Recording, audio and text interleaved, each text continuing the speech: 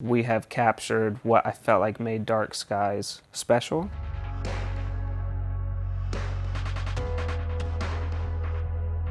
We've been able to take the highlights of the last record, which seemed to be Price of Agony, When Everything Means Nothing, Tower of Pain, Shattered Glass, these kind of like either super heavy elements or more melodic elements. We chose to write songs kind of towards those directions. It feels like the Dark Skies album was exactly what we hoped it would be in terms of like the amount of heavy stuff, the amount of emotional stuff, and the amount of like risk taking that the band wanted to do. Because I feel like when we met, we both were just like, let's kind of go for it on these songs and see what happens, and then let's try and make just the best versions of what people already like about our band. So going into this album, it wasn't like there was anything that was broken, and it wasn't like we had to change something or fix something. It was just, what do we do now? Do we do exactly what the last album was and hope that that moves things in any better way?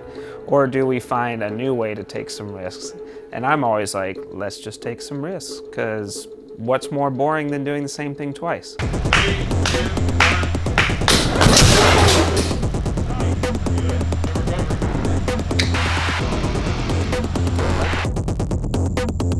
We really wanted to come back to Drew because the last record did so much for our band. We saw more growth than we've ever seen. Our band's entire career, we've never gone to the same guy twice. We've worked with awesome producers and guys we've got along with, guys that we're friends with, but we never felt like we were with the person that pushed us in the areas that we needed to be pushed. And we haven't found a guy that made Fit for a King the best version of itself.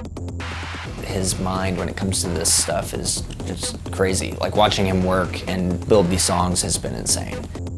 When you're here with Drew, it's like he becomes a member of the band. He's so honest, he's so blunt. When something's bad, he will say it's bad. Let's say there's a part that I think it would be really cool to add something crazy on the end, but that's not something we really talked about. Record both versions and then send them to Drew. And he can be like, yeah, this is way too much. Or he can say, this adds a lot, this would be great for the part. So just give him options.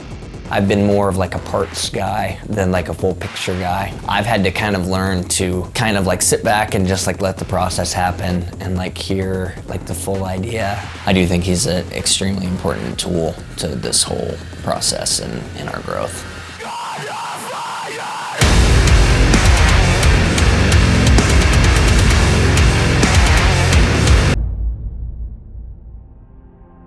We all value Drew's opinion and his input with the highest regard. Just whenever he talks about like the long term with us, it makes us feel like we're doing something worthwhile, doing something that's gonna turn into something bigger than what it is. He's not interested in like idling through his career and is always wanting to advance and always wanting to like take on challenging projects, but also work on things that he knows he's going to enjoy while doing it.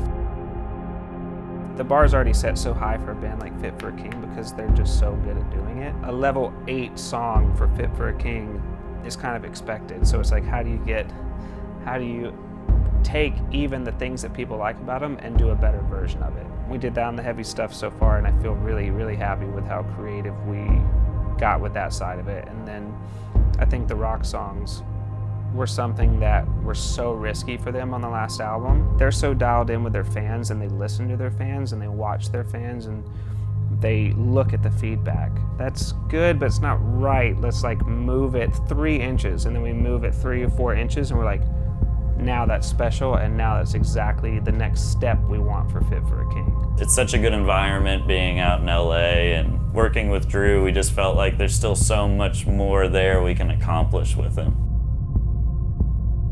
I think this record was just another step up from what we did last time.